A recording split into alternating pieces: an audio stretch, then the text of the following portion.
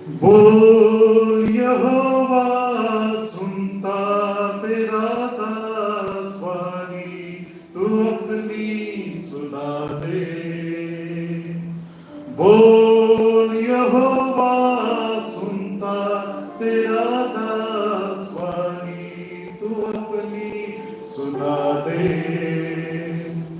वचन तेरा दिखा दे, उस पर चलना सिखा दे। बोल यहोवा, सुनता तेरा दास वाणी, तू अपनी सुना दे। बोल यहोवा, सुनता तेरा दास वाणी, तू अपनी सुना दे। बोल यहोवा, सुनता तेरा दास वाणी, तू अपनी सुना दे। आराधनार्थी ईश्वरा, दयेच्या कृपेच्या महासागर, या सृष्टीच्या निर्मात्या आमच्या जिवंत उद्धारक देवा प्रभू परमेश्वरा, प्रभू येशू ख्रिस्ताच्या नावामध्ये आम्ही तुझ्या चरणाजवळ येतो, नतमस्तक होतो, आमचं समर्पण तुझ्या पवित्र हातामध्ये करतो। आजच्या दिवसासाठी आम्ही तुझ्या मनापासून आभार मानतो, स्तुती करतो, तुझ्या नावाला धन्यवाद देतो। या समय तुझ्या पवित्र चरणाजवळ येत असता आम्ही प्रार्थना करतो, बोल प्रभू, तुझा दास ऐकत आहे। बोल प्रभू, तुझी दासी ऐकत आहे। तुझ्या पवित्र वचनाद्वारे, वाणीद्वारे तू आज आमची भेट घे। तुझी दैवी इच्छा तो मला प्रगट कर। तुझा गौरव आमच्या जीवनाद्वारे करून घे। जे आम्ही ऐकू, जे आम्ही स्वीकारू, ते आमच्या जीवनातून, आचरणातून, कृतीतून ते आम्ही इतरांना द्यावं, याकरिता प्रभू तू आमचं सहाय्य कर। हे वचन उपस्थित प्रत्येक तुझ्या लेकरासाठी आशीर्वादाचं कारण बन, हीच आम्ही तुझ्याकडे प्रार्थना विनंती करतो। प्रभू येशूचा कारण उद्धारकेच्या प्रिय आणि गोड नावात मागतो म्हणून होय, आमेन।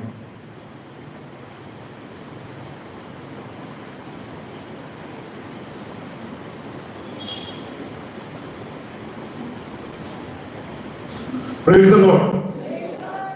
परमेश्वराची स्तुती असो, त्याच्या नावाला मान, महिमा, गौरव आणि सदा सर्व काळ असो। आजचा हा दिवस आम्हा प्रत्येकाच्या जीवनासाठी आशीर्वादित, आनंददायी, आरोग्यदायी केला। त्याने त्याची कृपा, त्याची दया, त्याचा अनुग्रह, त्याचं प्रेम, त्याचं सानिध्य, त्याचं संरक्षण आणि त्याचा प्रीतीपूर्ण वरद असतं या बुद्धलावरील प्रवासामध्ये इथपर्यंत आम्हा प्रत्येकाला ठेवला। आणि पुन्हा एकदा परमेश्वराच्या पवित्र उपासना मंदिरामध्ये त्याची दैवी वाणी ग्रहण करण्यासाठी, आत्मसात करण्यासाठी प्रभू येशू ख्रिस्ताच्या नावामध्ये आम्हा सर्वांना पाचारित केलं। त्यासाठी आपण देवबापाच्या नावाला मान, महिमा, गौरव आता आणि सदा सर्व काळ दिला। जसं की गेल्या काही आठवड्यापासून परमेश्वराच्या पवित्र वचनातून उपास समयामध्ये आम्ही असताना 3 गोष्टी महत्वपूर्ण शिकण्याचा प्रयत्न करत होतो, आणि ज्याच्यामध्ये ख्रिस्ती जीवनामध्ये जे 3 महत्वाच्या गोष्टी आहेत त्याच्यामध्ये उपास हा एक भाग आहे। आणि उपासामध्ये 3 महत्वाचे भाग आम्ही पाहण्याचा प्रयत्न करत होतो। त्यातून पहिला भाग देवाच्या वचनाविषयक आम्ही विशेष अध्ययन करण्याचा प्रयत्न केला, शिकण्याचा प्रयत्न केला। आणि देवाचं वचन जे आमच्या जीवनामध्ये कशा रीतीने कार्य करतं, देवाचं वचन आमच्या जीवनामध्ये कोणत्या प्रकारचे बदल निर्माण करतं, देवाचं वचन आम्हाला कशा रीतीने परमेश्वराच्या पवित्र सानिध्यामध्ये, त्याच्या सहभागितेमध्ये ठेवण्यासाठी सहाय्यक आणि कारणीभूत ठरतं, या दृष्टिकोनातून देवाच्या वचनाचं सामर्थ्य आम्ही या कालावधीमध्ये पाहण्याचा, शिकण्याचा प्रयत्न केला। खऱ्या अर्थानं आज आम्ही या दिवसामध्ये आमचं जीवन जगत असताना, विशेष करून वधस्तंभाकडे आम्ही वाटचाल करत असताना, वधस्तंभाकडे आम्ही पाहत असताना, येशू ख्रिस्ताच्या येण्याकडे आम्ही पाहत असताना, येशू ख्रिस्ताचं येण्याचं कारण काय हे जर आम्ही पाहिलं तर परमेश्वराच्या पवित्र वचनातून आम्हाला स्पष्ट होतं की देवाच्या योजनेमध्ये प्रभू येशू ख्रिस्ताचं या भूतलावरील येण्याचं कारण म्हणजे मानवानं देवा इच्छेविरुद्ध, देवा वचनाविरुद्ध केलेलं कार्य। मानवाच्या जीवनामध्ये पापाने शिरकाव केला आणि पापाचं वेतन मरण आलं, आणि त्या मरणातून जीवनाकडे जाण्यासाठी जो मार्ग परमेश्वराच्या कृपेने आखला गेला तो म्हणजे योहान 3:16, देवाने जगावर एवढी प्रीती केली की त्याने आपला एकुलता एक पुत्र दिला, यासाठी की जो कोणी त्याच्यावर विश्वास ठेवतो त्याचा नाश होऊ नये, तो त्याला सार्वकालिक जीवन प्राप्त व्हावे। खऱ्या अर्थानं वधस्तंभाकडे आपण पाहत असताना, वधस्तंभाचा विचार करत असताना, वधस्तंभामागील कारण काय आहे, वधस्तंभ प्रभू येशू ख्रिस्ताच्या जीवनामागे येण्यामध्ये कारण काय आहे, तर मानवाच्या जीवनामध्ये मानवाने केलेलं देवाच्या इच्छेविरुद्ध पाप आणि या पापाद्वारे मरण या जगामध्ये आलं आणि ते नातं पुनर्प्रस्थापित करण्यासाठी दैवी योजना म्हणजे प्रभू येशू ख्रिस्त ही आखण्यात आलेली आहे. गेल्या शुक्रवारच्या चिंतनामध्ये एक विषय हाताळण्याचा आपण प्रयत्न केला, शिकण्याचा आपण प्रयत्न केला आणि तो म्हणजे पाप. खऱ्या अर्थानं मानवाचं पाप जे आहे त्या पापामुळे प्रभू येशू ख्रिस्ताला या जगामध्ये येऊन मनुष्य जातीच्या उद्धारासाठी तो वधस्तंभ त्याला घ्यावा लागला आणि ते मरण, ते दुःख त्याला सोसावं लागलं. तो मरण पावला आणि तिसऱ्या दिवशी मृत्यूतून पुन्हा उठला. आणि खऱ्या अर्थानं हे पाप काय आहे हा विचार आम्ही या कालावधीमध्ये समजण्याचा, शिकण्याचा प्रयत्न केला. आणि तोच विषय पुन्हा एकदा थोडासा अधिक शिकण्यासाठी आजच्या चिंतनामध्ये आपण या विषयावर किंवा या पाप या शब्दावर आपण अधिक मनन चिंतन करण्याचा प्रयत्न करणार आहोत. खऱ्या अर्थानं देवाचं वचन जे आहे ते आम्हाला परमेश्वराच्या सानिध्यात घेऊन जातं, परमेश्वरामध्ये वाढण्यासाठी, त्याच्या इच्छेप्रमाणे चालण्यासाठी, त्याच्या गौरवाकरिता देवाचं वचन सदैव आम्हाला मार्गदर्शन करतं, प्रोत्साहित करतं, सहाय्य करतं. पण देवापासून, देवाच्या वचनापासून, देवाच्या सहभागितेपासून जर वेगळं करणारी कोणती गोष्ट असेल तर ते पाप आहे. पवित्र शास्त्रामध्ये ज्यावेळेस आम्ही पाहतो मनुष्याच्या जीवनामध्ये पापानं प्रवेश केला आणि मानव देवाच्या सर्वोच्च सहभागितेमधून तो वेगळा झाला, सर्वोच्च आशीर्वाद त्याच्या जीवनातून वेगळा झाला. ते म्हणजे परमेश्वराची नित्य भेट त्यांच्या जीवनामध्ये होती. त्या भेटीपासून माणूस परावृत्त झाला, त्या भेटीपासून माणूस वेगळा झाला. हे आम्हाला पवित्र शास्त्राच्या अध्ययनातून आम्हाला दिसून येत आहे. देवाच्या वचनात आम्ही त्याच्या सहभागितेत राहतो, पण देवाच्या सहभागितेतून वेगळी करणारी जी गोष्ट आहे ती पाप आहे. आणि म्हणून उपवास समयातील जे दोन भाग होते त्याच्यामध्ये पहिला भाग देवाचं वचन, दुसरा भाग त्याग आणि तिसरा भाग पुन्हा देवाच्या सहभागितेमध्ये आम्ही जावं, पुन्हा देवाच्या सानिध्यामध्ये जावं. आणि हे दोन भाग आजच्या चिंतनामध्ये आम्ही पाहण्याचा, शिकण्याचा, समजण्याचा प्रयत्न करणार आहोत. खऱ्या अर्थानं पुन्हा एकदा जे शुक्रवारी होते त्यांना माहीतच आहे, पण जे आज आहे त्यांच्यासाठी पुन्हा एकदा त्याचा थोडंसं पार्श्वभूमी किंवा जो विषय आहे, जो विचार आहे, त्यातून ज्या गोष्टी आज आम्ही शिकण्याचा, समजण्याचा प्रयत्न करणार आहोत त्याकडे मी आपलं थोडं वेळ लक्ष केंद्रित करणार आहे. पाप ही संकल्पना ज्यावेळेस आम्ही पवित्र शास्त्रातून अभ्यास करण्याचा किंवा त्याच्यावर अध्ययन करण्याचा, समजण्याचा प्रयत्न करतो त्यावेळेस पाप काय आहे, पापाविषयक आम्ही पाहत असताना पाप जर आम्ही हिब्रू भाषेमध्ये जर आम्ही त्याचा अर्थबोध घेण्याचा, शिकण्याचा, समजण्याचा प्रयत्न केला तर हिब्रू भाषेमध्ये खाटा म्हणजे जो घशात उच्चार होतो त्याला खाटा म्हणजे पाप असं म्हटलेलं आहे. आणि ग्रीक मध्ये जर तुम्ही पाहिलं तर हेमरेटिया या शब्दाने पापाला संबोधण्यात आलेला आहे. पण या दोन्ही शब्दाचा जर अर्थ आम्ही पाहायचा प्रयत्न केला तर अर्थ आहे की देवाची जी आमच्याकडनं अपेक्षा आहे त्या अपेक्षेमध्ये आम्ही कुठंतरी कमी पडणे, आम्ही त्याच्यापर्यंत न पोहोचणे, आम्ही देवापर्यंत पोहोचण्यासाठी अपयशी ठरणे म्हणजे पाप असा अर्थबोध या दोन्ही ग्रीक आणि हिब्रू या शब्दातून अर्थ होत असलेला आम्हाला दिसून येत आहे. पण याही पेक्षा त्याच्याही पुढे जाऊन बायबल आम्हाला पापाविषयी काय सांगत आहे, पाप या संकल्पनेविषयी, या शब्दाविषयी बायबल आम्हाला काय मार्गदर्शन करत आहे. आणि म्हणून योहानाचे पहिले पत्र याचा 3रा अध्याय आणि 4थ्या वचनाकडे ज्यावेळेस आम्ही जातो त्यावेळेस देवाचं वचन आम्हाला सांगत आहे. योहानाचे पहिले पत्र 3रा अध्याय आणि 4थं वचन, जो कोणी पाप करतो तो स्वैराचार करतो, कारण पाप स्वैराचार आहे असं म्हटलेलं आहे. आता थोडस या शब्दाकडे आम्ही जाण्याचा, समजण्याचा प्रयत्न केला तर योहान या ठिकाणी म्हणतो की पाप काय आहे, स्वैराचार आहे. जो कोणी पाप करतो तो स्वैराचार करतो, कारण स्वैराचारी काय आहे, पाप आहे. आणि जर तुम्ही इंग्रजी भाषांतरामध्ये हाच अर्थबोध समजण्याचा प्रयत्न केला किंवा याच वचनाचा अर्थ समजण्याचा प्रयत्न केला तर इंग्रजी भाषामध्ये असं म्हटलेलं आहे ब्रेकिंग द लॉ म्हणजे नियमांचं उल्लंघन करणे म्हणजे पाप असं त्या ठिकाणी संबोधण्यात आलेलं आहे. प्रियानो, पाप या संकल्पनेकडे आम्ही जात असताना, या विचाराकडे आम्ही जात असताना खऱ्या अर्थानं आम्हाला या विषयाकडे किंवा या शब्दाकडे चिंतन करणं गरजेचं का आहे, कारण हीच गोष्ट आहे जी देवामध्ये आणि आमच्यामध्ये काय झालेली आहे, आडविंत झालेली आहे. हीच एक अशी गोष्ट आहे ज्या गोष्टीपासून आम्ही देवाच्या पवित्र दैवी सहभागितेपासून, त्याच्या सानिध्यापासून, त्याच्या वचनापासून आम्ही काय झालेलो आहोत, दूर झालेलो आहोत. कारण की पाप जे आहे ते देवापासून आम्हाला दूर ठेवतं. पाप जे आहे ते देवाच्या वचनापासून दूर ठेवतं. पाप जे आहे ते आम्हाला देवाच्या मार्गदर्शनाखाली नव्हे तर दुष्टतेच्या मार्गदर्शनाखाली चालण्यासाठी काय करतं, प्रवृत्त करतं, प्रोत्साहित करतं, त्या दिशेने आम्हाला घेऊन जातं. आणि म्हणून हे पाप काय आहे याबाबत बायबल काय सांगत आहे आणि आजच्या या चिंतनामध्ये आम्ही हेच पाहण्याचा प्रयत्न करणार आहोत की पाप आमच्या जीवनामध्ये कसं कार्य करतं, त्यानंतर पापाचे परिणाम आमच्या जीवनामध्ये कसे होतात आणि या पापाच्या परिणामातून बाहेर येण्यासाठी आम्ही काय करणं गरजेचं आहे. या तीन गोष्टी आम्ही आमच्या मनामध्ये, चिंतनामध्ये पाहण्याचा प्रयत्न करणार आहोत. पवित्र शास्त्रामध्ये पाप काय आहे हा विचार घेत असताना योहान म्हणतो की पाप स्वैराचार आहे. इंग्रजी भाषांमध्ये देवाच्या नियमांचं भंग करणे, देवाच्या इच्छेविरुद्ध जगणे म्हणजे स्वैराचारानं, स्वतःच्या विचारानं,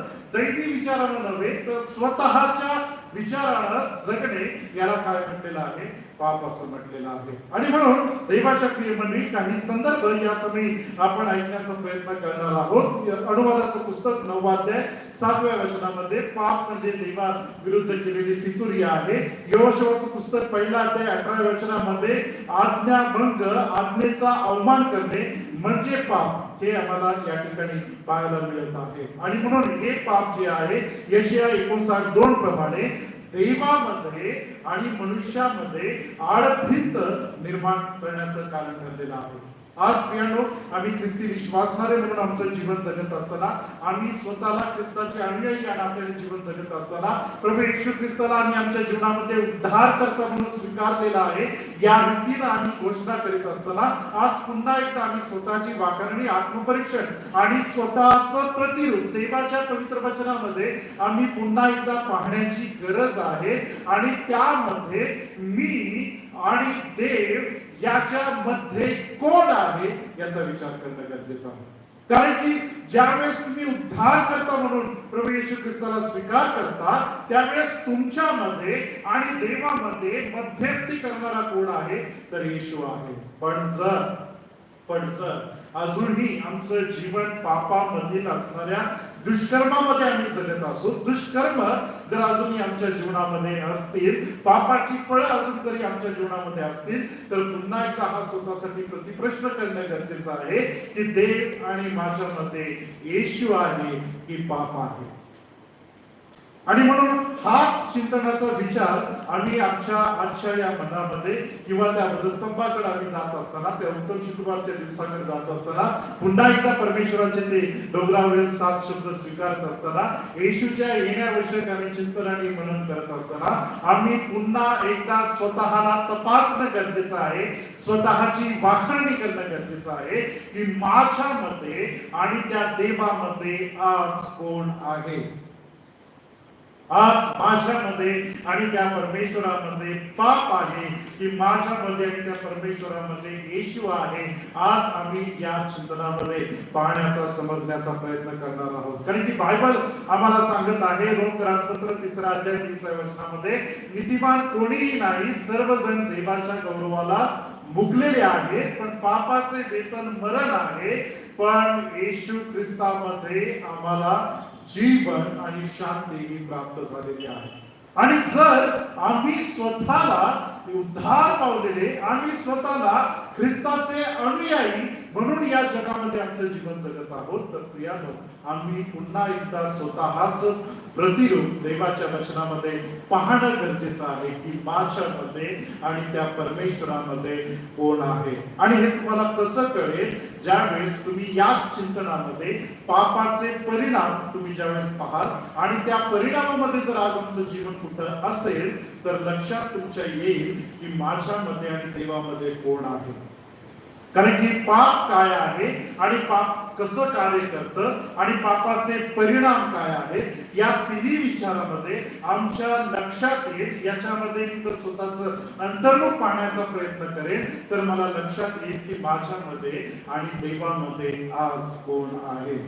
माझ्यामध्ये आणि त्या निर्मात्यामध्ये येशू हा मध्यस्थी करणारा माझा उद्धार करता आहे, की माझ्यामध्ये आणि देवामध्ये असून देखील ती पापाची अडविता आहे.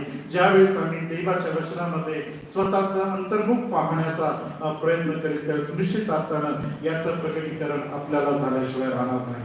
देवाच्या प्रिय मंडळी, या पापाच्या या विचाराकडे आपण जात असताना खऱ्या अर्थानं गेल्याही भागामध्ये यावर मी अधिक विस्तृत बोललो, पण पुन्हा एकदा यावर विचार करावा, यावर बोलावं अशी एक प्रेरणा माझ्या मनामध्ये निर्माण झाली. आणि खऱ्या अर्थानं पापाकडे आपण पाहत असताना पाप कशा प्रकारचा आहे, तर पाप हे एका मधुमेहाच्या रोगासारखा आहे, एका डायबिटीसच्या आजारासारखं पाप आहे.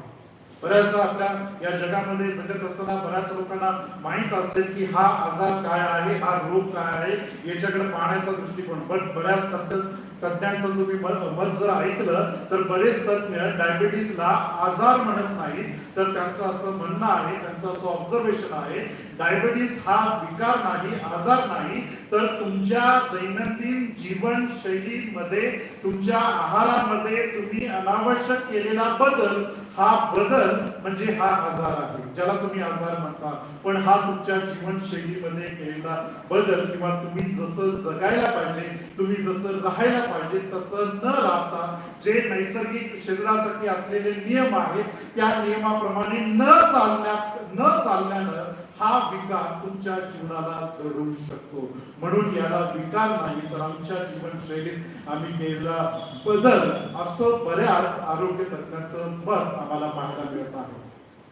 थोडस या विकाराकडे आम्ही पाहिलं, डायबिटीस जर तुम्ही पाहिलं तर हा विकार जो आहे, हा आजार जो आहे, हा आमच्या जीवनातील जो बदल आहे, ज्यावेळेस हा आम्ही धारण करतो किंवा ज्यावेळेस हा बदल आमच्या जीवनामध्ये घडतो, त्यावेळेस कुठंतरी आम्ही आरोग्याच्या नियमांचं उल्लंघन केल्यामुळेच हा बदल किंवा हा विकार आमच्या शरीराला जोडत असतो. थोडस याच्यावर मी विस्तृत बोलणार आहे. त्यानंतर पाप हे आमच्या जीवनामध्ये कसं येतं याकडे मी आपलं लक्ष केंद्रित करणार आहे. ज्यावेळेस ही गोष्ट, हा मधुमेह, हा डायबिटीस ज्यावेळेस आमच्या शरीराला जडतो, त्यावेळेस काय बदल होतात पहा. तुम्ही जर डायबिटीस झालेल्या व्यक्तीकडे किंवा ज्याला त्यांचा त्रास होत आहे त्याच्याकडे पाहिला तर शरीरामध्ये अति साखरेचं, अति गोडाचं प्रमाण झालं, अति स्ट्रेस, अति तणाव वाढला, त्यावेळेस ही गोष्ट आमच्या शरीराला काय होते, जडण होते. ही गोष्ट आम्हाला लाभ होते. आणि ज्यावेळेस यामध्ये एखादं शरीर ज्यावेळेस गुंतलं जातं, त्यावेळेस आम्हाला 3 क्षेत्रावर शरीराचा याचा विशेष परिणाम होतो. एक म्हणजे किडनी, दुसरा म्हणजे आमचं लिव्हर, आणि तिसरा म्हणजे आमची दृष्टी. पहा, ज्या लोकांना शुगरचा अति प्रमाणात त्रास झालेला आहे, त्याचा जो शेवट किंवा त्याचा शेवटचा त्रास जो आहे तो एक तर किडनीवर जाईल, एक तर लिव्हरवर जाईल, आणि त्यासोबत आम्हाला दिसण्यासाठी देखील आमच्या दृष्टीवर देखील त्याचा परिणाम होईल. शरीरातील ही 3 फंक्शन जे आहेत ते अतिशय महत्वाचे आहेत, आणि हे फंक्शन मध्ये जर बिघाड झाला तर आमचं शरीराची जी अवस्था आहे ती अवस्था बिघडून जाते, आणि त्याच्यानंतर आमच्या जीवनामध्ये कोणता बदल दिसतो तर आमच्यातील जो तेज आहे, सतेजपणा आहे तो निघून जातो. आम्हाला कंटाळा येतो, आमच्या चिडचिड होते, ठोसाठोसी होते, कटकट होते. शुगरचं प्रमाण वाढलं की आम्ही चिडतो, रागावतो, भांडण करतो, आमच्या चेहऱ्यावरचं तेज निघून जातं, आम्हाला अशक्तपणा येतो, आणि आम्हाला आमचं जे दिनचर्यामध्ये मग अनेक विकार आमच्या शरीराला जडू लागतात. म्हणजे बऱ्याचशाच विकारांना आमंत्रण करण्यासाठी ही शुगर किंवा आमच्या जीवनशैलीतला झालेला बदल हा त्या गोष्टीसाठी कारणीभूत होऊ शकतो, हे आम्ही लक्षात घेणं गरजेचं आहे. प्रियानो, आमच्या शरीरामधील किडनी फंक्शन जे आहे ते आमच्या शरीरातील ज्या अनावश्यक घटक आहे, मी वैज्ञानिक भाषेमध्ये नाही तर सरळ मराठी भाषेमध्ये सोप्या शब्दामध्ये जे आमच्या शरीराला अनावश्यक आहे ते बाहेर शुद्ध करून, फिल्टर करून ते बाहेर फेकण्याचं काम काय करत आहे, किडनी करत आहे. तुम्ही जर लिव्हरचं फंक्शन बघितलं तर लिव्हरच्या बाबतीत देखील आम्ही जे खातो, जे आम्ही सेवन करतो, ते पचवण्यासाठी, ते डायजेस्ट करण्यासाठी, आमचा मेटाबॉलिझम रेट तो व्यवस्थित राहण्यासाठी, आमची ब्लड शुगर, या सर्व गोष्टीसाठी लिव्हर फंक्शन हे आम्हाला कार्य करतं. आणि दृष्टी तर तुम्हाला माहीतच आहे, आम्हाला दृष्टी आहे म्हणून आम्ही सर्व गोष्टी पाहू शकतो. आणि ज्यावेळेस हे शुगर आमच्या जीवनामध्ये अति प्रमाणात वाढते, त्यावेळेस आमच्या शरीरातील या क्षेत्रावर काय होतो, परिणाम होतो. देवाच्या प्रिय मंडळी, ज्यावेळेस मी तुम्हाला सुरुवातीला सांगितलं की आमच्या जीवनशैलीत झालेला बदल जो आहे तो म्हणजे मधुमेह आहे. आणि बऱ्याचदा असं होतं की ज्यावेळेस आम्ही हे गोष्ट करत असतो, आम्ही गोड पदार्थांचं सेवन करत असतो किंवा आम्ही जे नियम आहेत, आरोग्याचे नियम, याचं उल्लंघन करून आम्ही ज्यावेळेस जीवन जगतो, त्यावेळेस खऱ्या अर्थानं त्या कालावधीमध्ये आम्हाला त्या सगळ्या गोष्टी चांगल्या वाटतात, आम्हाला त्याचं गांभीर्य कळत नाही. पण हळूहळू आमच्या शरीरावर त्याचे उलट परिणाम व्हायला सुरुवात होतात. ज्यावेळेस आम्ही साखरेचं प्रमाण आमच्या जीवनामध्ये अधिक वाढतं, ज्यावेळेस आम्ही गोड पदार्थांचं सेवन, अनावश्यक गोष्टीचं ज्यावेळेस सेवन करतो, त्यावेळेस देवाच्या प्रिय मंडळी, आमच्याही जीवनामध्ये ज्यावेळेस त्या गोष्टी सेवन करतो, त्यावेळेस आम्हाला त्या गोड वाटतात, त्यावेळेस आम्हाला त्या वाईट वाटत नाही. आम्ही त्या खातो आणि कालांतरानंतर त्याचे अनावश्यक परिणाम शरीरामध्ये होतात, कारण की आम्ही त्या आरोग्याच्या नियमांचं काय केलेलं आहे, उल्लंघन केलेलं आहे. त्याचप्रमाणे आमच्याही जीवनामध्ये, आमच्याही आध्यात्मिक जीवनामध्ये ज्यावेळेस आम्ही याचा विचार करतो, त्यावेळेस या पाप या संकल्पनेकडे आपण पाहत असताना, पाप ही संकल्पना देखील आमच्या जीवनामध्ये अशाच रीतीने बदल करत राहते. अशाच रीतीने पाप ज्यावेळेस आमच्या जीवनामध्ये जडलं जातं, पाप ज्यावेळेस आमच्या जीवनामध्ये प्रवेश करतं, त्यावेळेस सुरुवातीच्या कालावधीमध्ये ज्यावेळेस आम्ही पापामध्ये जडत असतो, पापामध्ये चालत असतो, त्यावेळेस आम्ही करत असलेली कोणतीही गोष्ट त्यावेळेस आम्हाला ती वाईट वाटत नाही. उलट पक्षी आम्ही त्या परिस्थितीमध्ये अधिक आणि अधिक ती गोष्ट करण्यामध्ये आम्ही आनंद पावतो. आणि हळूहळू जसं आम्ही पापामध्ये चालत राहतो, त्या परिस्थितीमध्ये आम्हाला समजत नाही की आम्ही पापामध्ये चालताना देवापासून आम्ही किती प्रमाणात दूर झालेलो आहोत. आणि प्रियानो, या सर्व गोष्टीमध्ये जर आम्हाला स्थिर ठेवणारी कोणती गोष्ट असेल तर ते देवाचं पवित्र वचन आहे. या सर्व गोष्टीमध्ये आम्हाला शुद्धी करणारं, जसं गेल्या भागामध्ये पाहिलं, आम्हाला शुद्ध करणारं देवाचं वचन आहे, आम्हाला स्थिर ठेवणारं देवाचा पवित्र आत्मा आहे. आणि देवाची पवित्र सहभागिता, ख्रिस्ताला परिधान करणं म्हणजे आमची दृष्टी जी आहे, देवाचा दैवी दृष्टिकोन जो आहे, त्या आम्हाला आत्मिक गोष्टी बघण्यासाठी काय करतो, कारणीभूत करतो, प्रोत्साहित करतो. ज्यावेळेस आम्ही या गोष्टीकडे पाहतो, त्यावेळेस आमचं जीवन देखील अशा पद्धतीनं घडलेलं आहे की आम्ही वाईट करत असताना आम्हाला कधीही याची जाणीव होत नाही. आम्ही ती गोष्ट काय करतो, आनंदाने करतो आणि कालांतरानं त्याचे परिणाम जे आहेत ते आमच्या जीवनामध्ये उपटू लागतात, ते आमच्या जीवनामध्ये दिसू लागतात. आणि म्हणून देवाच्या प्रिय मंडळी, आम्ही पुन्हा एकदा स्वतःची वाकारणी, स्वतःची तपासणी करणं गरजेचं आहे की माझ्यामध्ये आणि प्रभूमध्ये आज कोण आहे. येशू आहे. माझ्यामध्ये आणि प्रभूमध्ये आज पाप आहे. हे आज आम्ही देवाच्या पवित्र वचनातून पाहणं गरजेचं आहे. ज्याप्रमाणे हा मधुमेहाचा आजार जो आहे तो आमच्या जीवनामध्ये प्रवेश करतो, त्या प्रवेशामध्ये आम्हाला कधीही तो वाईट वाटत नाही, आम्हाला तो अधिक आणि अधिक गोड वाटतो. आणि हळूहळू तो आमच्या शरीरावर परिणाम करतो.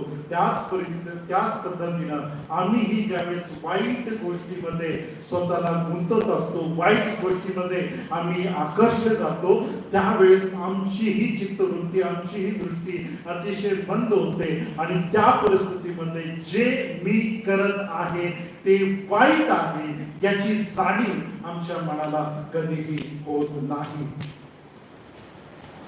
पहा, साध्या छोट्या गोष्टी आहेत त्या गोष्टी आमच्या दैनंदिन जीवनामध्ये आम्ही करत असताना आम्हाला समजत नाही, आम्ही रागावतो, रागामध्ये आम्ही पाप कधी करून जातो आम्हाला माहित नाही. आम्ही बोलतो जिभेनं, आम्ही बोलतो. गेल्या भागामध्ये आपण जिभेवर पाहिलं, जिभेनं ज्यावेळेस आम्ही बोलतो त्या जिभेतून आम्ही कोणते शब्द त्या रागामध्ये उच्चारतो आम्हाला समजत नाही. त्या परिस्थितीमध्ये आमच्या मनाच्या समाधानाकरिता किंवा आमचा सेल्फ रिस्पेक्ट, आमचा इगो सॅटिस्फाईड करण्याकरिता आम्ही त्या कालावधीमध्ये आमच्या मुखातून, आमच्या बोलण्यातून, आमच्या विचारातून आम्ही काय बोलत आहोत हे आम्हाला समजत नाही आणि आम्ही बोलून जातो आणि हळू हळू हळू आम्ही त्या काय करतो, त्या पापामध्ये आम्ही अडकत जातो.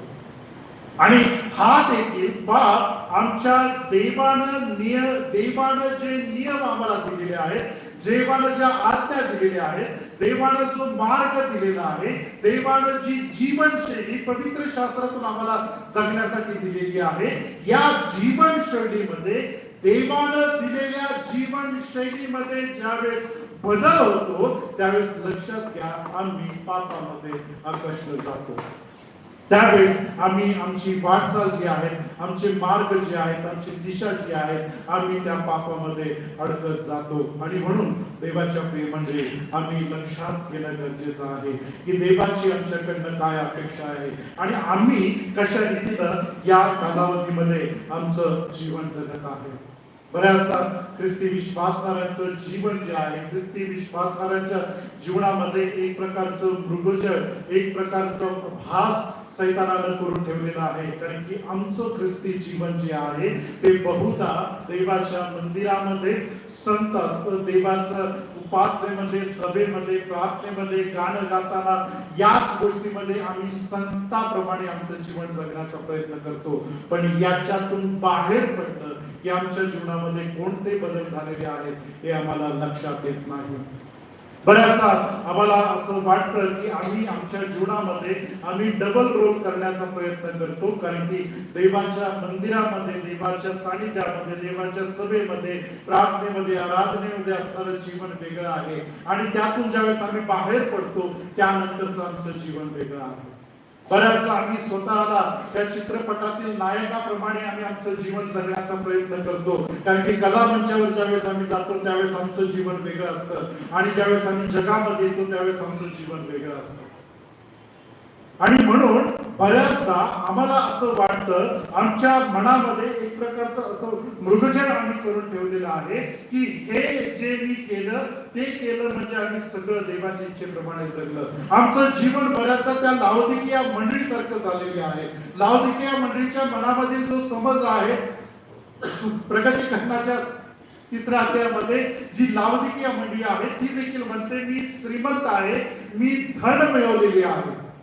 त्या लावोदिकिया मंडळीच्या मनामधील देखील असणारा ग्रह असाच आहे की त्याला असं वाटतं की मी श्रीमंत आहे, मी धन मिळवलेलं आहे, मी धार्मिक आहे. पण देवाचा पवित्र आत्मा त्या मंडळीला म्हणतो तू तर दीन आहेस, दरिद्र आहेस, उघडा वागडा आहेस आणि तुझी नग्नता झाकण्यात यावी म्हणून अग्नीने शुद्ध केलेले सोने तू मजपासून विकत घे. आज आमचं हे जीवन त्या लावोदिकिया मंडळी सारखंच झालेलं आहे. त्या लावोदिकिया मंडळी सारखं आमच्याही मनामध्ये आम्ही अशा प्रकारचे ग्रह करून ठेवलेले आहेत की मी प्रार्थना केली, मी संदेश दिला, मी गीत गायली, मी दान केला, महिन्यात एकदा कधीतरी प्रभुचरण केलं, कुठले तरी सण अटेंड केले, कुठल्या तरी संजीवन सभा अटेंड केलं, म्हणजे मी जे देवाला अपेक्षित आहे त्या सगळ्या गोष्टी मी केलेल्या आहेत. या सगळ्या माझ्या जीवनामध्ये आता पूर्ण झालेला आहे. पहा देवाच्या प्रिय मंडळी, हे तुमच्या मनामधील असणार हे मृगजळ काढून टाका. कारण की देव तुम्ही इथून काय करताय हे बघत नाही, देव इथं काय चाललेलं आहे ते बघत आहे. मनुष्य केवळ बाह्य स्वरूप पाहतो पण देव अंतःकरणे तोडून पाहणारा परमेश्वर आहे. तो आज आमचं हृदय पाहत आहे, इथं काय चाललेलं आहे ना की इथून मी काय करत आहे. आणि आमच्यामध्ये आणि त्या चित्रपटामध्ये त्या नाट्यगृहामध्ये काम करणाऱ्या लोकांमध्ये काहीच फरक राहणार नाही, कारण की त्याप्रमाणे आम्हीही आमचं जीवन नाटकी जगत आहोत. आम्ही जगाला दाखवण्यासाठी धार्मिक आहोत, पण खऱ्या अर्थानं आमचं आंतरिक जीवन जे आहे ते चुना लावलेल्या थडग्यांसारखं झालेलं आहे. ज्याप्रमाणे येशू ख्रिस्त त्या शास्त्रीय पुरुषांना म्हणतो, तुमचं जीवन जे आहे ते चुना लावलेल्या थडग्यांसारखं झालेलं आहे. ते बाहेर शोभिवंत आहे, पण त्या थडग्यांच्या आत काय आहे? आज बऱ्याच विश्वासणाऱ्यांना कबर बांधण्याचं एक चांगलं हे आलेलं आहे. कबर बांधावी, आमच्या प्रियजनाची कबर चांगली बांधावी. फार सुंदर कबर बांधतात लोक. काही लोक तर त्या कबरीच्या भोवती गार्डन देखील करतात. आता हे कळत नाही की त्या कबरेतला माणूस त्या गार्डन मध्ये फिरणार आहे. पण ते किती सजवायचं आणि जिवंतपणे तर आम्ही कधी त्याला ते करणार नाही. मेल्यानंतर मात्र प्रेम फार आमचं उतू जातं. त्या उतू जाण्यामधला काय उद्देश आहे मला समजत नाही, पण ती इतकी सजवण्याचा प्रयत्न केली, पण ती कितीही सुंदर, म्हणजे संगमरवरी दगडानं जरी ती तुम्ही सजवली तर त्याच्या आत काय आहे? त्याच्या किडे आहे. काय आहे? किडे आहे. त्या ठिकाणी शांती नाही, त्या ठिकाणी मातीच आहे. असं आमचं जीवन देखील कुठंतरी झालेलं आहे देवाच्या प्रेमाने. आमचं जीवन देखील तसंच झालेलं आहे, कारण की आम्ही जगामध्ये असताना स्वतःला धार्मिक दाखवण्याचा प्रयत्न करतो, पण आंतरिक जीवनामध्ये आम्ही कुठे आहोत? देव ते पाहणार नाही. मी गेल्याही भागामध्ये म्हणते की मी या ठिकाणी 2 दिवस प्रार्थना केली, 2 दिवस गुडघे टेकले, 2 दिवस सगळ्या गोष्टी केल्या, तरी प्रभू माझं ती कृत्य नाही पाहणार, देव माझा अंतःकरण पाहणार आहे. हे करत असताना हे कुठं आहे? म्हणून परमेश्वराचं वचन सांगतं की तुमचं वस्त्र फाडू नका, तर तुमचं काय फाडा? हृदय फाडा. आज आम्ही वस्त्रच फाडत आहोत. आम्हाला वस्त्र ही जगाला दाखवण्यासाठी आम्ही फाडत आहोत, पण कुठंतरी आमचं जीवन जे आहे ते आम्ही स्वतःला तपासणं गरजेचं आहे, वाखाणणी गरजेचं आहे. हे कुठं देवापासून दूर गेलेलं आहे का? आणि हे जर दूर गेलेलं आहे तर आमच्या जीवनशैलीमध्ये बदल झालेला आहे, आणि तो बदल त्या मधुमेहाच्या रोगाप्रमाणे झालेला आहे. तो रोग जो आहे तो आम्हाला जडलेला आहे, आणि तो आमच्या आध्यात्मिक जीवन काय करत आहे? नष्ट करायच्या मार्गाला लागलेला आहे. मी एक उदाहरण दिलं होतं गेल्या भागामध्ये. मी पांढरा झगा घातला, आणि पांढरा झगा घालून जर मी अंधारात उभा राहिलो, तर अंधारात मी ज्यावेळेस उभा राहीन त्यावेळेस हा पांढरा झगा माझ्या मनामध्ये आहे, कारण की मी ज्यावेळेस अंधारामध्ये आलो त्यावेळेस मी पांढरा झगा घातला. हे कुठं आहे? इथं आहे. मला असं वाटत आहे की माझा झगा पांढरा आहे, पण मी हे विसरलेलो आहे अंधारामध्ये किती दाग माझ्या झग्यावर पडलेले आहेत. मला वाटतं की माझ्या अंगावर पांढरा झगा आहे म्हणजे मी शुभ्र आहे, पण त्या झग्यावर अंधारामध्ये किती दाग पडलेले आहेत, आणि मला ते दिसत का नाहीये? कारण मीच अंधारामध्ये आहे. मी अंधारामध्ये असल्यामुळं मला माझ्या झग्यावरचे दाग दिसत नाहीत. बायबल सुद्धा सांगतं की स्वतःच्या चुका कोणाला दिसतात? हे प्रभू, माझ्या गुप्त दोषापासून मला काय कर?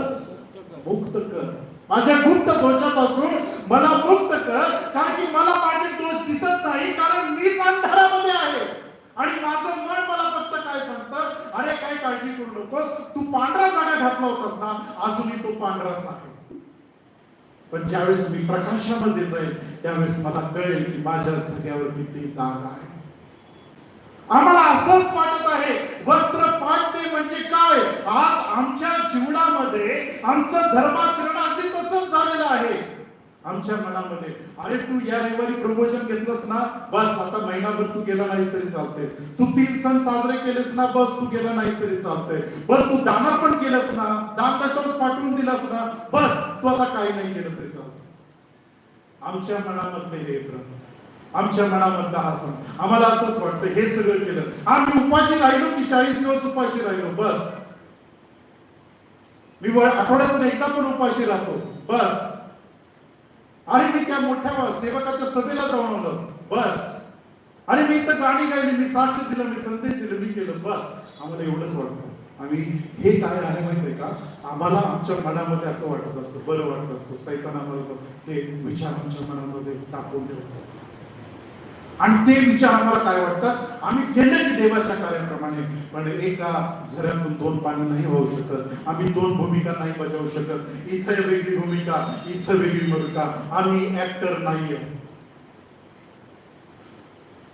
आम्ही नाटक करण्यासाठी या जगामध्ये आलो नाही की इथं असताना म्हणजे धार्मिकतेच्या स्टेजवर असताना आमचं वेगळं जीवन आणि त्याच्या खाली उतरल्यानंतर वेगळं जीवन, ते जीवन नाहीये.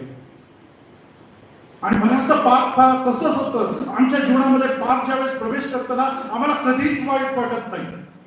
आम्ही ज्यावेळेस निंदा करतो, ज्यावेळेस आम्ही लबाडी करतो, ज्यावेळेस आम्ही एकमेकाविरुद्ध लबाडी बोलतो, काम वासना ह्या ज्या गोष्टी, राग द्वेष कलह मत्सर काम वासना कुवासना देहाची वासना संसाराची पुस्तकी या ज्यावेळेस आमच्या जीवनामध्ये काम करत असतात ना, त्यावेळेस आम्हाला कधीच वाईट वाटत नाही. उलट आम्हाला असं वाटतं, सैतान पहा, तुम्ही जर भांडण करत असाल, तुमच्यामध्ये भांडण चालू असेल, तर तुम्ही भांडणामध्ये कसा विजय मिळवला हे आमच्या मनामध्ये तो सैतान काय करतो बघतो आणि आम्हाला समाधान तेच असतं. बघा मी कसं बोलवण्यामध्ये हरवलं, मी कसं भांडण्यामध्ये हरवलं. तू हे विसरून जात आहेस, हे तू दैवाच्या इच्छेविरुद्ध जगत आहेस. पण त्यावेळेस गोड वाटतं. त्या रागामध्ये आम्हाला समजत नाही. बायबल सांगतं रागामध्ये पाप करू नका, रागामध्ये सूर्य मावळू नका, देऊ नका. म्हणजे त्या पापामध्ये राग जरी आला तरी तुमच्या शब्दाद्वारे तुम्ही व्यक्त होऊ नका. ही जीभ अनितीचं भवन आहे. ही जीभ तुमच्या संसाराला, तुमच्या जीवनाला, तुमच्या संपूर्ण व्यवस्थापनाला हातरून टाकू शकते. ही जीभ कैहात ठेवा. आत्म्याचं फळ तुमच्या जीवनामध्ये असेल तर नक्कीच इंद्रिय दमन तुमच्या जीवनामध्ये असेल. तुम्ही तुमची जीभ तुमच्या कैयात राहणारच आहे. पण रागामध्ये जर तुमची जीभ तुमच्या कैयात नाही तर तुमच्या जीवनामध्ये अजूनही पापाचं वास्तव्य राज्य आहे. तुमच्या घरातील एक कोणा अजूनही तुम्ही त्या पापाला ठेवलेला आहे. तुमच्या आणि देवामध्ये अजूनही ते पाप आर भिंतीप्रमाणे आहे. पहा, विचार करा. या मधुमेहाप्रमाणे आम्हाला समजत नाही आम्ही कसं स्वतःला पासून देवापासून वेगळं होत चाललेलं आहे. आम्हाला समाधान वाटतं. जगामध्ये आम्हाला त्या गोष्टी गोड वाटतात. यस, मी जिंकलो, मी बोललो, मी माझी इच्छा पूर्ण केली, मी हे केलं, मी ते केलं, मी बोललो, मी रागावलो, हे केलं तर तेवढंच समाधान आहे. पण पुढं काय? त्या शब्दांनी इतरांच्या मनावर पडलेल्या भेगा तुम्ही भरून काढू शकता का? त्या शब्दांमध्ये झालेला दुरावा तुम्ही भरून काढू शकता का? मग काय सहनशीलता आम्ही येशूची शिकलो, काय मध्यस्तंभ आम्ही येशूचा शिकलो. कोणता येशू आम्हाला मिळालेला आहे? तो येशू त्या मध्यस्तंभावर आहे ज्याला काहीच पाप केलेलं नाही, तरी तो आमच्यासाठी त्या मध्यस्तंभावर त्या शत्रूसाठी मध्यस्थी करत आहे. कोणता येशू आम्हाला? आम्ही स्वतःला न्यायाच्या भूमिकेवर घेऊन जातो आणि म्हणतो नाही, हे योग्य आहे, हे बरोबर आहे, हे बरोबर आहे, ते योग्य आहे, ते. अरे तू कोण ठरवणास योग्य आणि अयोग्य काय? ज्याला ठरवायचा अधिकार आहे तो देखील म्हटला की तुमच्यापैकी कोण धार्मिक असेल त्यानं पहिला दगड मारवा. ज्याला योग्य ठरवण्याचा अधिकार होता त्यानं देखील त्या स्त्रीच्या विरुद्ध शब्द पुकारला नाही. तो म्हणला तुमच्यापैकी कोण धार्मिक असेल तर त्यानं पहिला दगड मारवा. आणि त्यानं त्या ठिकाणी त्या स्त्रीला त्या लोकांच्यातून बाहेर काढलं. ज्याला ठरवण्याचा अधिकार आहे योग्य काय अयोग्य काय तो ठरवत नाही तर तुम्ही आणि मी कोण ठरवणार आहे? अगदी तसंच आहे. साखर गोड लागते, खाईल पण कालांतरानं तुमच्या शरीरावर परिणाम करते. पाप असंच आहे. आज तुम्हाला ते गोड लागत आहे. कोणतीही वाईट गोष्ट करत असताना, चोरी, लबाडी, व्यभिचार ह्या कोणत्याही पत्रामध्ये असताना तो सुरुवातीला गोडच लागतो.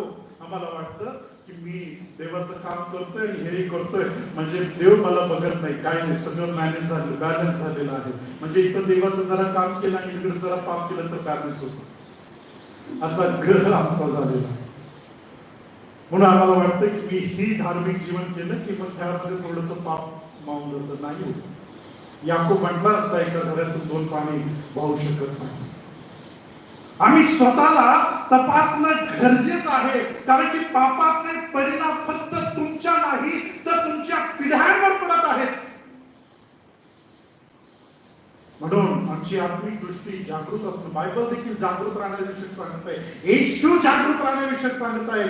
चोर कधी तिथे येऊन पेरून जाईल माहित नाही, कोणत्या प्रकारे तुम्हाला देवापासून दूर घेऊन जाईल, कोणत्या प्रकारे देवाच्या वचनापासून दूर घेऊन जाईल तुम्हाला माहित नाही. कधी पाप तुमच्या जीवनामध्ये पेरून जाईल माहित नाही. म्हणून जागृत राहा.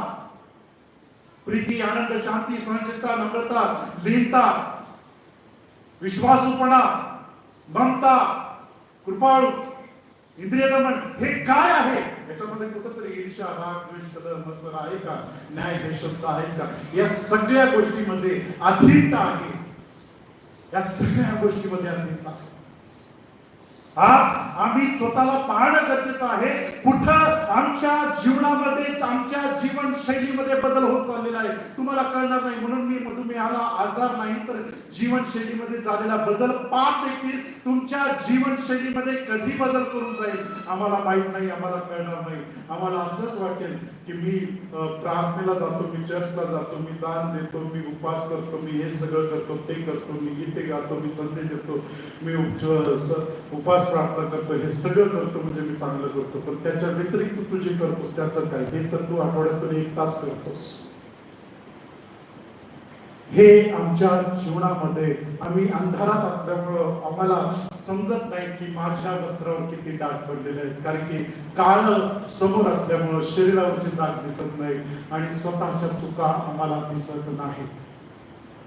आणि देवाच्या प्रिय मंडळी, याचे परिणाम आमच्या पिढ्यांवर पडत आहेत. पापाचा परिणाम फक्त आपल्यावर नाही. मी सांगितलं मागच्या भागामध्ये, ज्यावेळेस तुम्ही एखादा चिखल घेतला आणि ही भिंत आहे, या भिंतीवर जर तुम्ही चिखल फेकून मारला तर काय होईल? फक्त जिथं फेकून मारला तिथंच डाग पडणार आहे का? काय होणार आहे? डाग तुमच्या अवतीभोवती पडणार आहे. म्हणजे पापाचे परिणाम जे आहेत फक्त तुमच्या जीवनामध्ये नाही तर तुमच्या अवतीभोवती असणाऱ्या परिस्थितीवर देखील होत आहेत. त्याचे शिंतोडे तुमच्या पिढीवर, तुमच्या घराण्यावर पडत आहेत, हे विसरू नका. आणि म्हणून बायबलमधून आम्ही पाहण्याचा प्रयत्न करणार आहे पापाचे परिणाम कुठं कुठं आहेत. मी संदर्भ देईन, तुम्ही वाचा, अभ्यास करा, शिका, समजून घ्या पापामुळे काय काय आमच्या जीवनामध्ये परिणाम होत आहे. पाप ज्यावेळेस आमच्या जीवनामध्ये येतं, प्रियानो उत्पत्तीच्या धर्मग्रंथामध्ये तुम्ही ज्यावेळेस 3रा अध्याय 17-18 मध्ये पाहता, पापाने प्रवेश केला त्यावेळेस भूमीला शाप आला. कोणी पाप केलं? मानवानं पाप केलं. शाप कुणाला आला? भूमीला आला. कारण मानवाची निर्मिती कुठून आहे? मातीतून आहे. आणि जी जमीन पहा, निर्मितीमध्ये कुठेही परमेश्वराने उल्लेख केलेला नाही की तू या सृष्टीमधून काटे कुसळे येतील ते काढून टाक. परमेश्वराने सृष्टी फलरूपित केली होती, म्हणजे अतिशय सुंदर केली होती. पण पाप प्रवेश केला त्यावेळेस काय आलं? काटे कुसळे जन्माला आले, भूमीला शाप आला. पाप आलं, मानवाच्या जीवनामध्ये क्लेश निर्माण झाला. स्त्रीला सांगितलं काय की तू पुत्र प्रसवशील त्यावेळेस तुला काय होईल? क्लेश होईल. तुम्ही पवित्र शास्त्रामध्ये काही संदर्भ जर पाहण्याचा प्रयत्न केला, स्तोत्रसंहिता 38:3 मध्ये म्हटलेलं आहे, तुझ्या कोपामुळे माझ्या अंगी आरोग्य राहिले नाही, पापामुळे माझी स्वस्थता नाही. म्हणजे पापामुळं काय झाला? भूमीला शाप आला. पापामुळं आमच्या जीवनामध्ये क्लेश निर्माण झाले. पापामुळं आमचं आरोग्य आमच्या जीवनामधून निघून गेलेलं आहे. आम्ही ज्यावेळेस इर्मियाचा धर्मग्रंथ 5वा अध्याय 24 आणि 25 या वचनामध्ये ज्यावेळेस आम्ही पाहतो, 25 या वचनामध्ये वचन आम्हाला सांगतं, तुमच्या दुष्कर्माने ही फिरवली आहे, तुमच्या पातकांनी तुमचे हित रोखून धरलेले आहे. ही तुमचे आशीर्वाद तुमचे रोखून धरण्यात आलेले आहेत. कशामुळं? त्या पापामुळं. म्हणजे पहा, पापाचे परिणाम फक्त त्या व्यक्ती म्हणजे आदाम आणि हवा यांच्यावरच पाप आलं आणि तिथंच नष्ट झालं नाही, तर ते परिणाम म्हणजे जसं ते शिंतोडे उडन केले पहिले भूमीमध्ये, त्यानंतर त्या स्त्रीला क्लेश निर्माण झाले, त्यानंतर आरोग्य माणसाच्या जीवनापासून दूर गेलं, त्यानंतर तुमचे हित म्हणजे तुमचे आशीर्वाद जे आहेत, तुम्ही 24 आणि 25 जर तुम्ही पूर्ण वाचाल तर तुमच्या लक्षात येईल की पापामुळे आमच्या जीवनामध्ये काय परिणाम झालेले आहेत. 2 इतिहास 6:14 मध्ये म्हटलेलं आहे, त्यांनी तुझ्या विरुद्ध पाप केल्यामुळे आकाश कपाटे बंद होऊन पर्जन्य वृष्टी खुंटली आहे. म्हणजे आमच्या जीवनामधील जे आशीर्वाद आहेत ते आशीर्वाद देखील दूर केलेले आहेत. त्यानंतर 6:36 मध्ये म्हटलेले आहे, त्यांनी तुझ्या विरुद्ध पाप केले आहे म्हणून त्यांना शत्रूच्या हाती सोपवून दिलेला आहे. कुणाच्या हाती? शत्रूच्या हाती सोपवून गेलं म्हणजे पापामुळं गुलामी माणसाच्या जीवनामध्ये आलेली आहे, दास्यत्व आमच्या जीवनामध्ये आलेलं आहे. पहा, कधी कधी तुम्ही स्वतःचा विचार करा, तुमच्यातील जो अशक्तपणा आहे जाणून घ्या. तो अशक्तपणा देखील तुम्हाला पापामध्ये चालण्यासाठी, जगण्यासाठी काय करू शकतो? प्रवृत्त करतो. कधी कधी जर आमच्यामध्ये संयमपणा नसेल, कधी कधी आमच्यामध्ये रागावर कंट्रोल नसेल, कधी कधी आमची जीव आमच्या कह्यात नसेल, कधी कधी आमच्या ईर्ष्या, मीपणा, अहमपणा जर आमच्या जीवनामध्ये असेल तर ती गोष्ट तुम्हाला पापामध्ये घेऊन जाऊ शकते आणि तुम्ही त्याचे गुलाम देखील होऊ शकता, त्याचे दास्य देखील होऊ शकतात. पापाचे परिणाम जे आहेत ते पापाचे परिणाम कसे आहेत ते याप्रमाणे आहेत. त्यांच्या पिढीमध्ये कार्यरत आहे. पापाचा परिणाम भूमिदशा, पापाचा परिणाम क्लेश निर्माण होला, पापाचा परिणाम जे हित जे आशीर्वाद आहेत ते भेटून निघून गेले, पापाचा परिणाम जो आहे आमचं स्वास्थ्य, आमचं आरोग्य निघून जात आहे, पापाचा परिणाम जे आहे आम्हाला शत्रूच्या स्वाधीन करण्यात आलेला आहे, आम्हाला गुलामगिरीमध्ये ठेवण्यात आले. या पापामुळे कोणते परिणाम आमच्या जीवनामध्ये होऊ शकतात.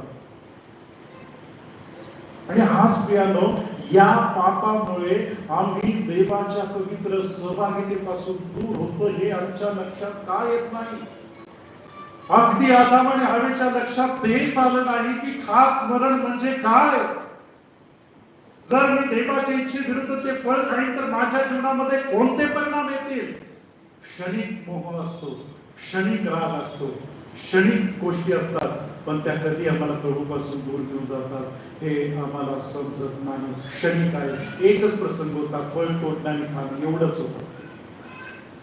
क्षणिक मोह त्या ठिकाणी, आणि त्या मोहावर संयम, त्या मोहावर कंट्रोल न करू शकल्यामुळं आदाम आणि हवा देवाच्या सर्वोच्च आशीर्वादापासून दूर गेलेले आहेत. यानो पाप आमच्या जीवनामध्ये हे परिणाम करू शकतो.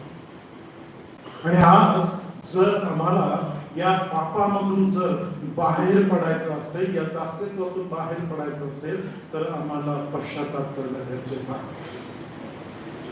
आज पुन्हा एकदा उपवासाचा जर सारांश आमच्या जीवनामध्ये पूर्ण व्हायची इच्छा असेल, मी उपवास म्हणजे 40 दिवसाबद्दल बोलत नाही, पुन्हा एकदा याचं स्मरण करून ठेवतो, कारण की हे आमच्या संपूर्ण जीवनासाठी आहे.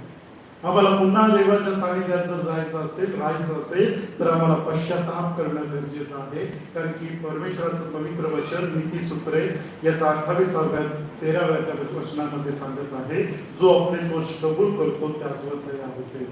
योहानाचे पहिले पत्र 1:9 वचनामध्ये योहान म्हणतो, जो आपली पापे पदरी घेतो त्याची क्षमा होते. स्तोत्रसंहिता 51:3 ज्याप्रमाणे दाविदाला ज्याप्रमाणे जाणीव झाली त्याच्या अपराधाची, त्याप्रमाणे ज्यावेळेस आम्हाला जाणीव होते आणि स्तोत्र 32:5 प्रमाणे ज्यावेळेस आम्ही ते कबूल करण्याचा निश्चय करतो त्यावेळेस आमच्या पाप दोषांची क्षमा होते आणि आम्ही करण्यासाठी तयार आहोत. पवित्र शास्त्रामध्ये उधळपुत्राचा पश्चाताप आहे, पवित्र शास्त्रामध्ये त्या जकादार व्यक्तीची पश्चातापाची प्रार्थना आहे, जक्कयाचा पश्चाताप आहे, क्रुसावरील चोराचा पश्चाताप आहे, दाविदाचा पश्चाताप आहे, निनिवे शहराचा पश्चाताप आहे. या प्रत्येक पश्चातापामधील त्या घटना प्रसंगाकडे घेऊन जाणार नाही, पण त्या पश्चातापामधील जो सारांश आहे तो मला आपल्या समोर ठेवायचा आहे. या सगळ्या पश्चातापाकडे तुम्ही जर ज्यावेळेस लक्ष केंद्रित करता आणि निनिवेचा पश्चातापाकडे ज्यावेळेस तुम्ही पाहता त्यावेळेस त्यांनी काय केलं? राजाने राजपद सोडलं. पहिल्यांदा स्वतःचा मीपणा, स्वपणा त्या ठिकाणी सोडलेला आहे, नम्रता धारण केलेली आहे, गोंडदाट त्यांनी नेसलेला आहे आणि राखेत बसलेला आहे. म्हणजे जे पाप केलेले आहे ते पुन्हा न करण्याच्या दृष्टिकोनातून त्यांनी पश्चाताप त्या ठिकाणी केलेला आहे. आज प्रियानो, अशा रीतीने पश्चाताप आपल्याजवळ होत आहे का?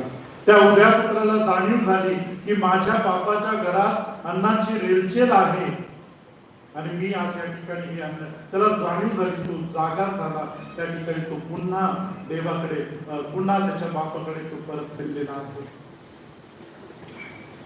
दाविदाला जाणीव झाली, त्याच्या अपराधांची त्याला जाणीव झाली, त्याने केलेल्या चुकीची जाणीव झाली, त्यानं पश्चाताप केला आणि त्यानं पुन्हा तो परमेश्वराकडे परत फिरला.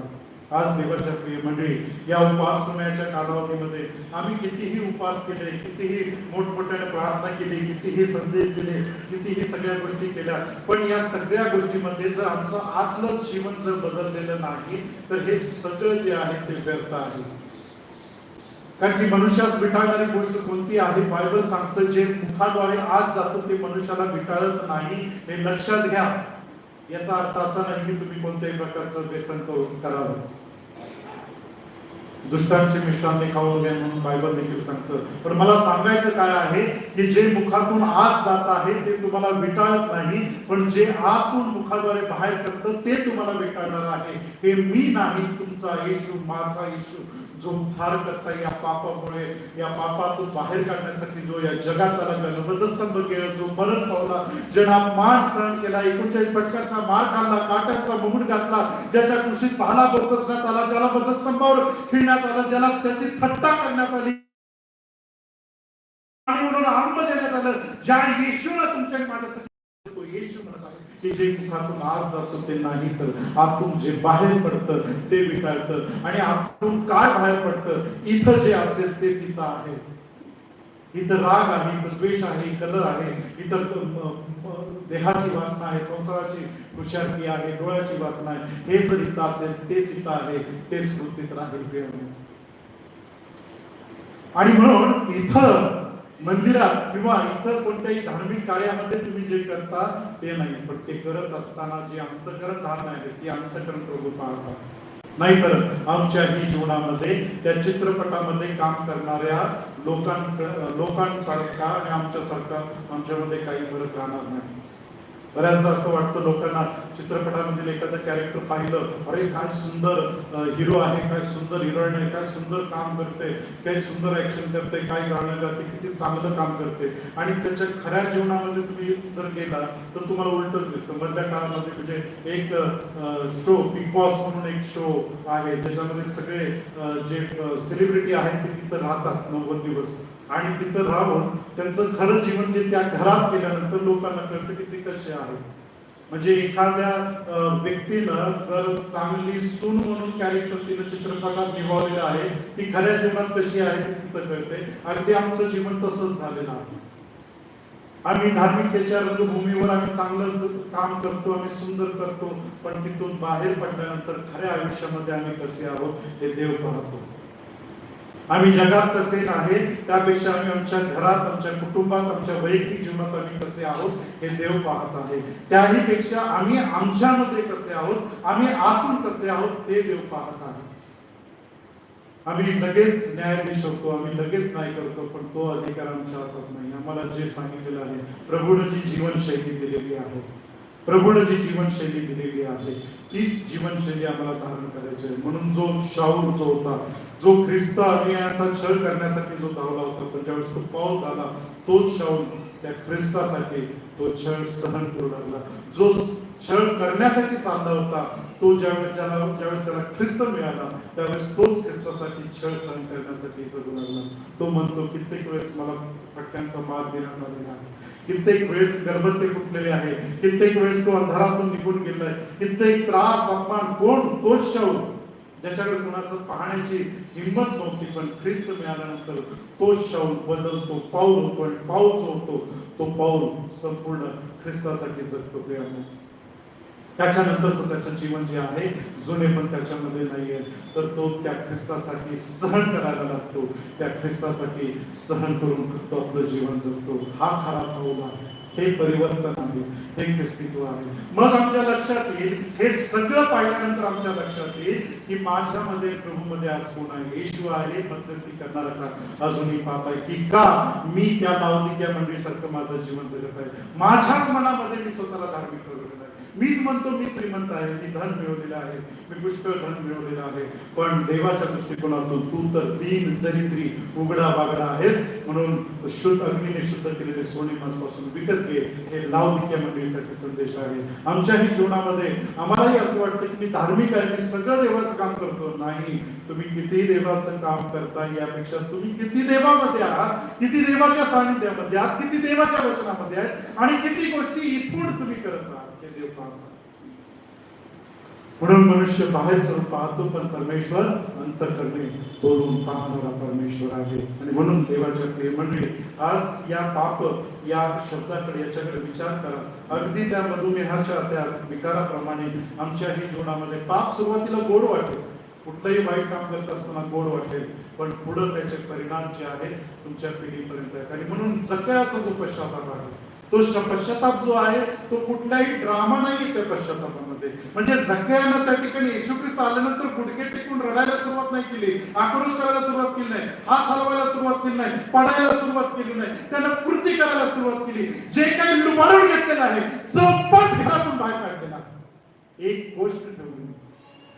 आणि मग तिथे येशू ख्रिस्त काय म्हणतो, आज या घराण्याला हालेलुया, हा पश्चाताप.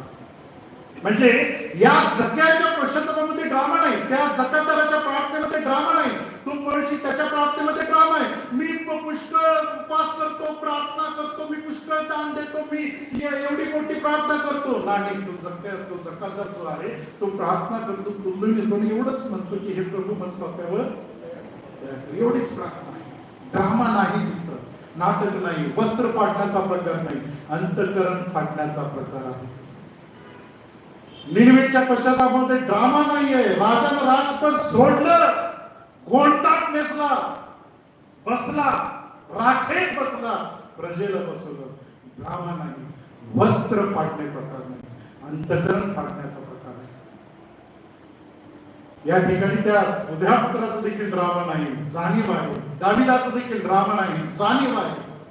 मनापासून पश्चाताप आहे, नाटकी पश्चाताप नाही. मला कधी कधी आश्चर्य वाटतं, प्रत्येक सभेमध्ये तेच चेहरे रडतात, उरबडवतात, प्रार्थना करतात आणि निघून जातात. परत तसेच प्रत्येक सभेमध्ये ते चित्र आहे, प्रार्थनेमध्येच. पण नंतर काय, सहभागिता तेवढीच आहे का, तेवढाच काम आहे का, तेवढ्याच काळापुरता आहे का, तेवढंच रडायचं का, म्हणजे तेवढंच त्या मंदिरामध्ये तेवढ्या सानिध्यामध्ये असताना तेवढेच असून टाळायचं का, नंतर तुमचा आणि देवाचा संबंध नाही का, तेवढ्याच काळापुरतं. म्हणजेच आमचं जीवन त्या दोन दगडाच्या आमच्या जीवनात गोडपणे आणि खारपण निघतोय.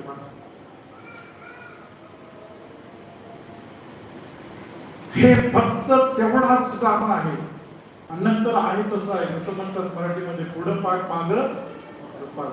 तेवढंच सभेपुरतं, तेवढंच चर्च पुरतं, तेवढंच वचन ऐकण्यापुरतं, तेवढंच चर्चच्या कामापुरतं. नंतरच काय माहिती नाही. आम्ही काय पाहतो, काय बघतो, काय विचार करतो, काय बोलतो. कधी कधी पहा, लोक निंदा टवाळणी करताना तेवढंच आनंद वाटतो, गोड वाटतं. टाळ्या देऊन आम्ही एकमेकांची निंदा टवाळणी करत असतो, एकमेकांविरुद्ध बोलत असतो. आम्हाला तेवढंच समाधान वाटतं, त्या साखर खाल्ल्यासारखं तेवढंच गोड वाटतं, बरं वाटतं. अरे मी त्याच्याबद्दल बोललो, मी याच्याबद्दल बोललो, मी याच्याबद्दल बोललो. तेवढंच समाधान, तेवढीच निंदा, तेवढंच जीवेला समाधान, तेवढंच मनाला समाधान. पण तू बोललेला आहेस, तुझ्या लक्षात आलं का, हे तुला विटाळून टाकलेलं आहे. जो पुरुष दुर्जनाच्या मस्तकीने चालत नाही, पापीजनाच्या मार्गात, धर्मनिंदकाच्या बैठकीत, तर परमेश्वराच्या देवशास्त्रात हे कुठं आहे आणि हे कुठं आहे.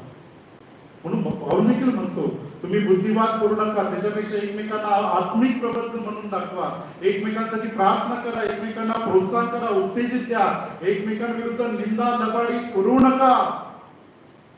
ते तसंच आहे मधुमेहाप्रमाणे. तेवढंच समाधान वाटतं. एकमेकांना जरा हसलं, जरा हे केलं, आम्हाला वाटतं मी भरपूर बोलतो बरं का त्याच्याबद्दल. पण प्रश्न हाच आहे की तुझ्यात जर पवित्र आत्मा आहे, तू म्हणतोस तो तुझ्यातला पवित्र आत्मा तुझ्या बंधूच्या जीवनामध्ये असणाऱ्या पवित्र आत्म्याच्या विरुद्ध कसा बोलतो. कशी ही जीभ उठते, कसे हे शब्द बाहेर पडतात, कसं आम्ही बोलतो, कसं बोलू शकतो आम्ही, का आम्ही अशा पद्धतीनं जगतो. तुम्हाला माहित नाही का, तुम्ही दोन बोलत असता, तिसरा कोण आहे तो ऐकत आहे ना तिथं. जरी ज्याच्याबद्दल तुम्ही बोलत आहात तो तिथं नाही, पण तो ऐकतोय ना तू काय बोलतोयस कुणासाठी, आणि तुला बोलायला ती परवानगी दिलेली आहे का, तुला न्यायाधीश केलेला आहे का, कोण आहेस तू, तूही तोच आहेस, तूही तेच पाप करत आहेस. आणि मग आम्ही स्वतःला धार्मिक ठरण्यास म्हणतो. म्हणून योहानाच्या पत्रामध्ये म्हटलेलं आहे, जो म्हणतो की माझ्या काही पाप नाही तो देवाला, येशूला लबाड ठरवतो.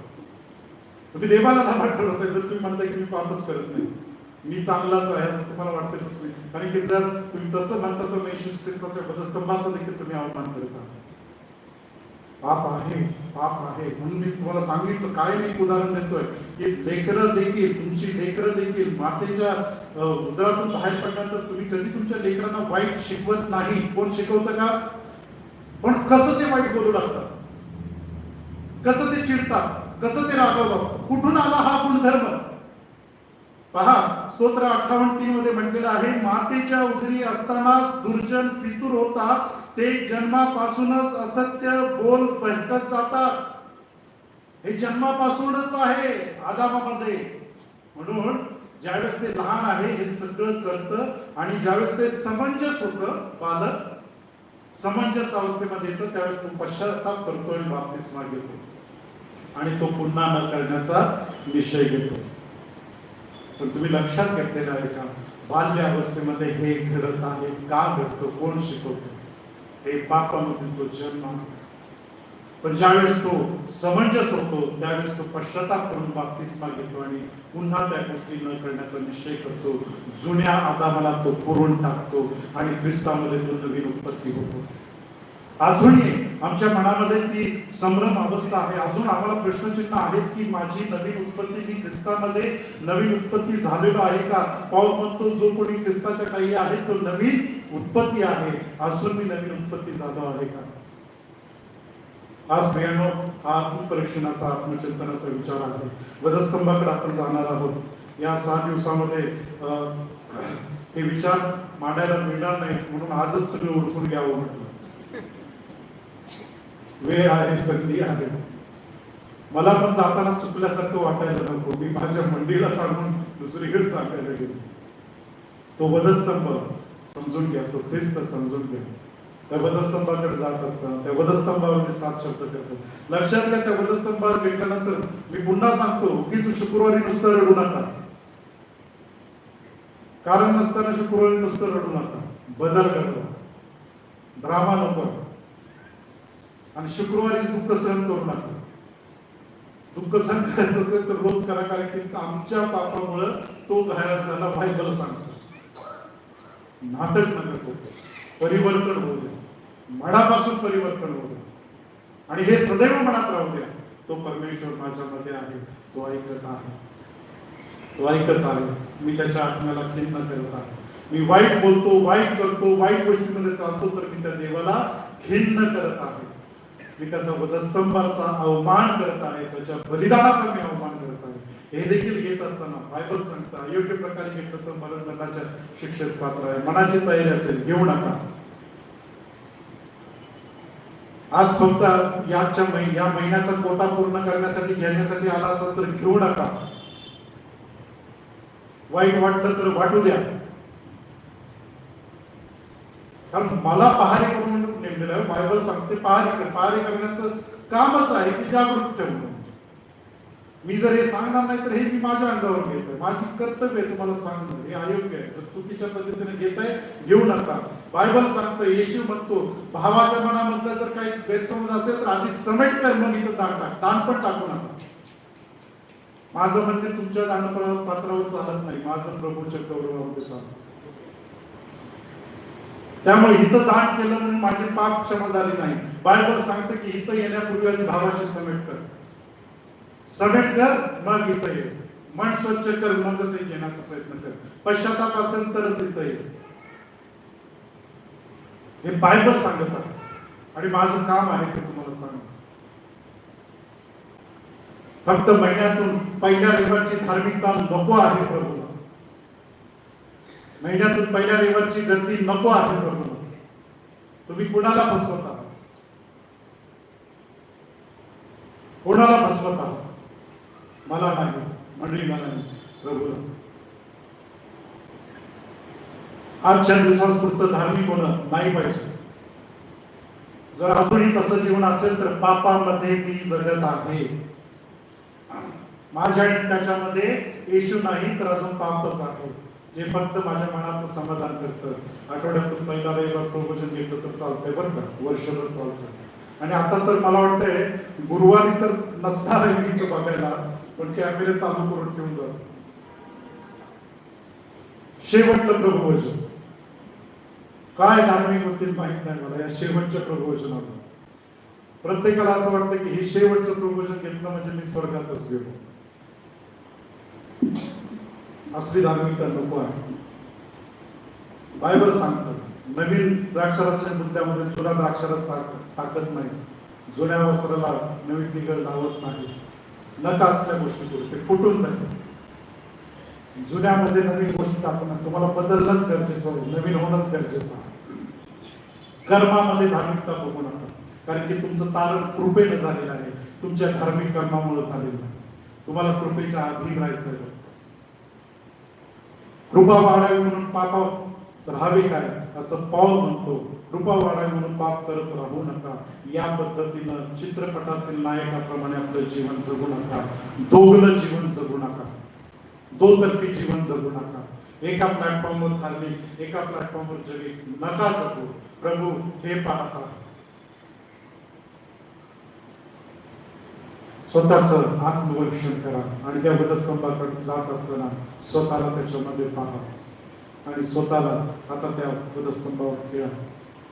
जगातील वासना आणि विकारासहित त्या ज्याप्रमाणे पाऊल म्हणतो की मी स्वतःला त्या वासना आणि विकारासहित त्या वधस्तंभावर खेळले नाही. आता तुम्ही त्या वधस्तंभावर त्याची वासना आहे त्या खेळून टाकत. कारण की मधुमेहाप्रमाणे पाप देखील करताना आम्हाला वाईट वाटत नाही, पण परिणाम पिढ्यांवर जात आहे. म्हणून या ठिकाणी जगत्यानं सगळं चौपट बाहेर काढतात. असा पश्चाताप होत्या तरच खऱ्या अर्थानं हे घेण्यासाठी आणि इतर अर्पण करण्यासाठी आम्ही पात्र राहू. अन्यथा फक्त नामधारी ख्रिस्ती आम्ही राहू, असं होऊ देऊ नका. प्रभू करू देवाच्या इच्छेप्रमाणे चालण्यासाठी देवाचा आत्मा. पवित्र प्रभू, आजच्या या दिवशी तुझ्या चरणाजवळ येत असताना तुझी कृपा तो आम्हाला दे, तुझा अनुग्रह दे. या वचनाप्रमाणे चालण्यासाठी आम्हाला प्रत्येकाचं सांग तर येशूच्या नावात काम करू. आमेन.